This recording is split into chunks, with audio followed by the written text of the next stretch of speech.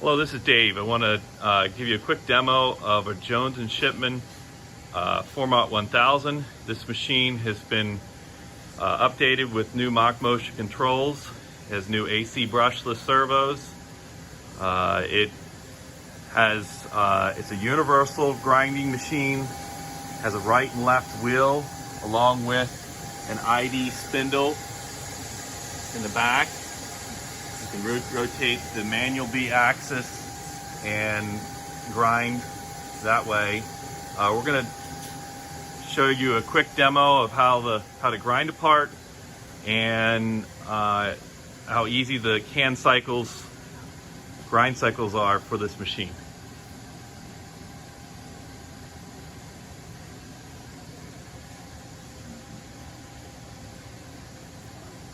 Morning, guys.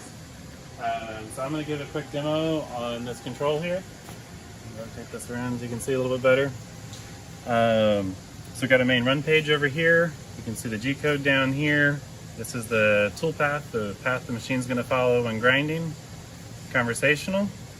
We're going to go ahead and grind a part here. We've got a tree here, and then you've got all of your different grind cycles that you can choose, and you basically build out your program with a conversational. So if I open up one of these, we've got our grind setup, turning our wheelhead or coolant on, dressing. We've got a bunch of different dress cycles here you can choose from. I'm just doing a circumference dress, dressing 5/10 off, 1 pass, feed rate 10. And then in our cylindrical grind cycle, you can add multiple cycles together to string them together for basically grinding one area on the part.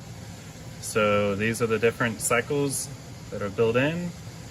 We've got our swing position 1 position, swing position 2, distance and feed rates. I'm starting off with a multi-plunge cycle and following up with a traverse finish grind cycle. I can just hit post. That creates the G code down here and displays the toolpath. We'll go through our other pages here. We've got grinder setup. This is the first tab here is our wheel data. So you put in your diameter, your width, some of the shape data on the wheel, whether or not you want a corner radius or relief angle. Dresser setup. Currently we are set up for 1 diamond, and then you just teach your diamond positions. Put in your radius if there is one. Safety clearances. This would be the safety path going to and from the dresser. Just for basically part clearance, interference clearance. We've got safety clearances around the wheel, your delta positions, a couple other settings. This one does not have a rotary dresser, and this one does not have measuring devices on it. Those could be added. Calibration page. This would be where we do our initial calibration, jog it in, grind on the part a little bit, T-checks, update. You got your tool offset information. Fixtures, you go to this page, it gives you a 0 button up here, or you could type in position you want for Z. X is always set by the calibration through a teach and learn setup. And then last tab would be service. This is just some controller information, and then you've got some pages showing you all the machine I/O. So we're going to go ahead and modify this program a little bit here. I believe my start position, so this would have been the last one ran, so we're going to go a little bit deeper on this. I'm going to go down to 35, 243.5, and we'll leave our start diameter at the same. You can hit update, post, and we're ready to run. Close the doors. Have a wireless pendant here. Shows me my position for whatever axis is selected, and then I have a lot of the same buttons I have over here. So I'm going to go ahead and hit cycle start. Starting off with a dress cycle.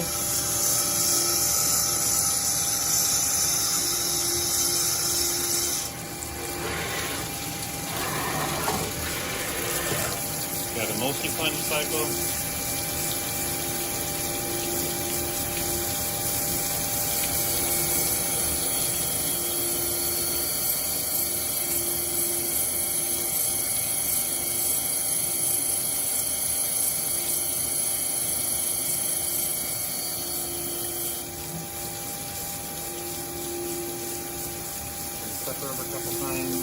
stepping over about 80% of the wheel width. The control manages all that automatically. You basically tell it the width of the grind, total grind, and the percent amount you want to step over per cycle, and then it automatically calculates that. So as your wheel, if you were side dressing on phase 1 or phase 2 and your wheel was getting narrower, it automatically will add more plunges in there.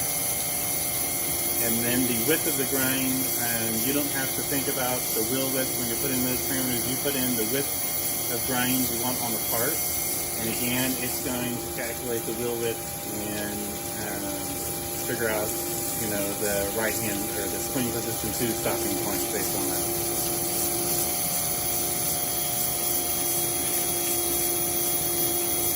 There's a full list of grind cycles available, and if you need a custom one, that can be made as well.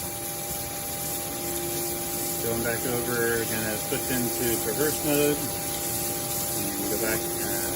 I believe this one is a 284 cycle, so it's gonna end feed on both ends, and then traverse across.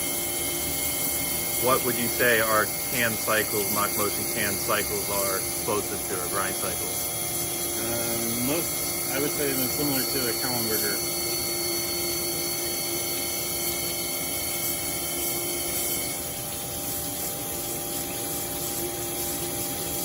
Doing a free pass.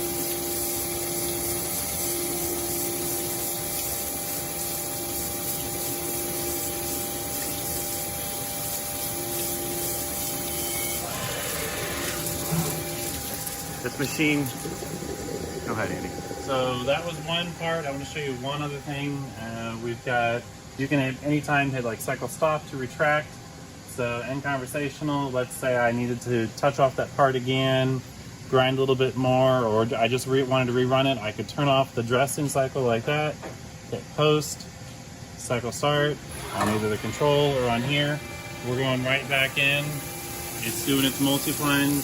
At any point, I could hit cycle stop, and it's going to back away and go back to your safety position. Stop the work. So you push cycle start there. I press cycle stop to exit the cycle. So any point you can hit cycle stop, and it'll retract away from the part.